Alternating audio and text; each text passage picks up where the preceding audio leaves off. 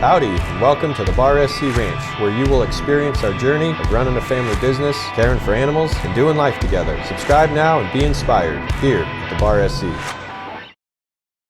Hey friends, welcome back to the ranch. Today is a very, very exciting day.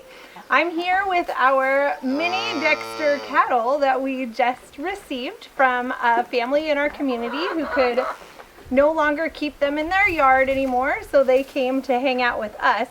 We are super excited about these guys. We have 2 cows, so 2 females and 1 male, and his name is Benny. And we're going to introduce you to them and talk to you more about them once we get them moved to their new home. But they're sitting in in this paddock. They've been here for a couple days so that we could get to know their personalities a little bit more. Dexter mini cows are actually notoriously awesome for their kind personality. They have horns, so I'm still not going to trust them completely, but boy have they turned out to be very kind and loving, and we have had a great time just rubbing on them and brushing them and getting to hang out with them. So let's get them moved from this smaller little paddock area and into their big pasture. See how they like that. All right, well, I just got word from Michelle that apparently we need a small pasture for some small cows that we just got. So that's my job, is to go out and fix the fence for the animals. So here we are at this little pasture out by the cabin. What we're gonna do now is take some time to cruise the perimeter of the pasture and make sure that we don't have any escape holes. All right, because cows are really good at getting through and out of the fence. Just because the fence is standing right now doesn't mean the cow is gonna stay inside. So we have to make sure the fence is reinforced. We need to make sure that all the pickets are actually in place. So every 6 to 8 feet, we usually put another metal picket. And then with that, we'll take this horse fencing or wire and we'll get it up to the picket fence, and then we'll clip the wire. We'll wire clip it 3 or 4 times up and down the picket. So we're gonna go around and make sure that all the pickets are actually connected. We have such a collection of ground squirrels that they actually tend to find the pickets and they dig holes right underneath the picket. So sometimes we go over to a picket and we go and move it around and it just pops right out because the squirrels made a nice little hole at the base of the picket. So we need to make sure all the pickets are firmly in the ground. We need to make sure the wire is actually wired to the pickets. And then at the corners we have these H braces, all right, and you put in the H brace so that you can really rank down and tighten up the fence. Come along is the tool that we would use. These are 8-way fence pliers. You can do just about anything you need to do with fence pliers. We've got some good non-barbed wire because we're going to use that to clip up some of the fences. So we're going to go around with our tools. We're going to check the fence line, make sure that it's actually not just standing, but it's standing in place, so that when we bring the cows in, they'll actually stay in the pasture. So let's go check it out.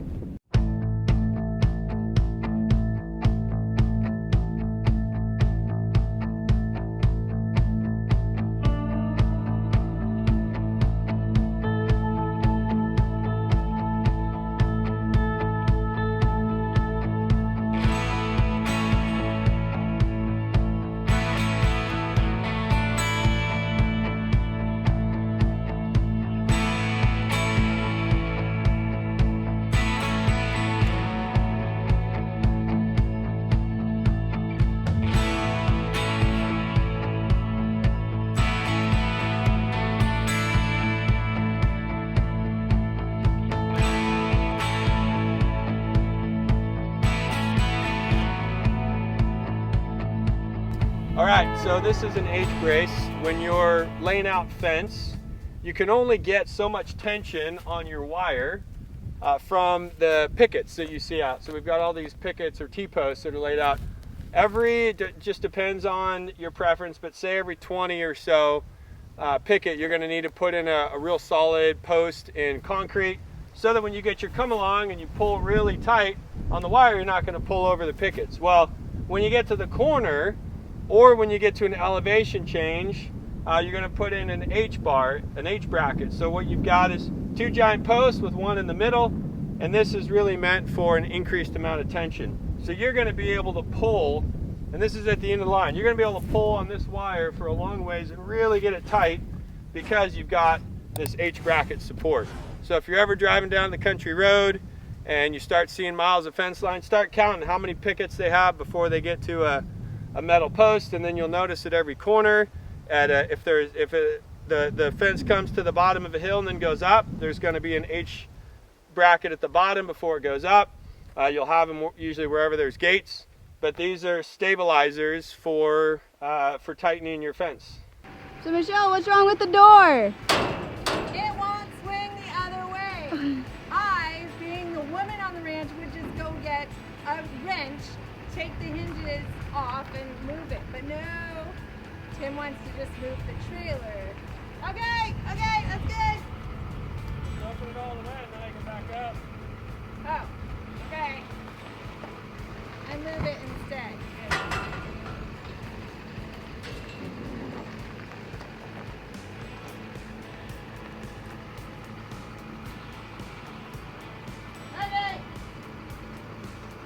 So what's up with the duster, Michelle?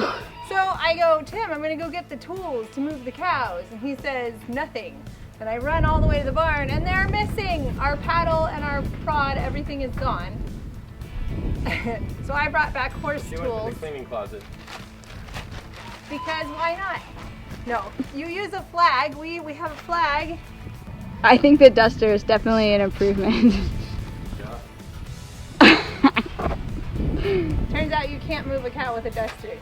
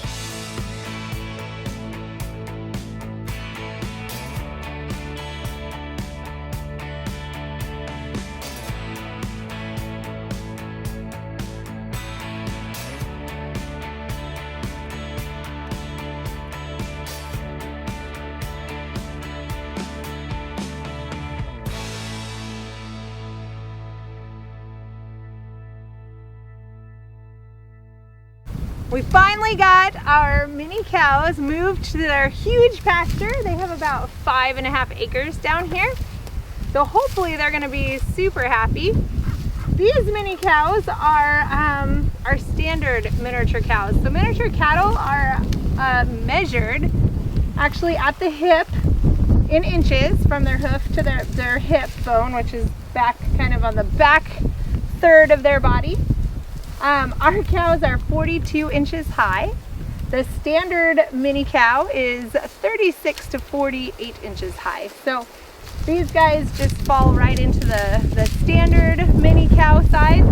You can also have a micro cow, and that is anything under 36 inches. That would be really cool. Maybe someday we'll find one of those. But I think it's kind of funny that these guys are going to get lost in the tall grass in the spring. Our grass is now getting low and it's dying off, and they'll definitely still enjoy it. Dexter cows are notoriously known for living really well off of your dry grass. We also supplement with a little bit of a grain hay just to make sure they maintain their weight through the dry season. And then the wet season will come in and this will all be super tall green grass, and we'll probably actually have to move them off of it so that they don't get too fat. So Dexter cattle maintain their weight super well. That's one of their big qualities, but they can get too fat really quickly as well. So we'll keep an eye and make sure that doesn't happen. So Dexter cows are really cool for many different reasons. One of the reasons is that they are 25 to 30% better in their feed conversion ratio than a big cow. So that means they don't have to, not only are they smaller, so they eat less, but they also convert that much more efficiently to meat and milk. So that kind of translates to these cows that we have here will eat about a third of what a normal big cow will eat. So that's a bonus for us. The other big bonus is that they poop a lot less because they're a lot smaller. I told the kids that and they got really excited because that means they'll have to clean the pasture probably a little bit less than we do when we bring a big cow in here. Dexter cattle are of Irish descent. Actually, the first herd was put together by a gentleman in Ireland around 1790. His name was Mr. Dexter, and he put it together for a lord, and Lord HOWDY of Ireland. So that's kind of where they originated from. In 1911, Dexter cattle were brought over to the Americas. There are very few of them in the North American continent, so they are actually considered a rare breed, a rare heritage breed. So they're considered, or it is considered to be really a positive thing. Anyone who will raise these Dexter cattle are contributing to keeping the rare heritage breed of the Dexter cow alive, especially in our continent. So that's pretty fun. Dexter cows are really healthy normally, so they don't have a whole lot of diseases or problems that you have to look for. They're easy when it comes to calving, so that was a big bonus. They're also considered a dual purpose breed, which is pretty fun. That just means that they are very good milk producers as well as meat producers. Dexter cows are also really great for a single family as far as meat and milk are concerned, because they will provide, so milk, they will give you about 1 gallon to 1.5 gallons at each milking, as opposed to 6 to 10 gallons off of a normal sized cow. So for a small ranch or small family, that is a benefit, so that you don't have a bunch of extra milk that you're trying to figure out what to do with. Also, one Dexter cow, because they are a lot smaller, they can weigh up to 450 kilos, but still that is an adequate amount of meat for like a 4-person family. That'll feed them for several months. But a lot of times when you go and butcher a normal sized cow, you need to split it between families because you just have so much meat. So the Dexter cows are really fun to keep around. It has been suggested, kind of like chickens, they're great family animals. They've got good personalities, they're mild and well-mannered, but in a pinch, like if we are in a food shortage, they also make a really fantastic cow to eat. So that is a big bonus for them as well. We did a lot of research before we brought the mini cows onto our property, and one thing that we did learn is because they're so short relative to the bigger cows, we found out that you need to have a shorter water trough for them so that they can get their head up and over it. And also, if you happen to live in a place where it snows and you're going to be feeding them out of feeders, you might have to actually find a feeder that's smaller or shorter so that they can get their head up and over it. Just something to take into consideration because they're so much smaller than a big normal sized cow. If you enjoyed this video, we'd love to hear from you. Like and subscribe and leave a comment about what you'd like to see in future videos. We'll see ya back on the ranch.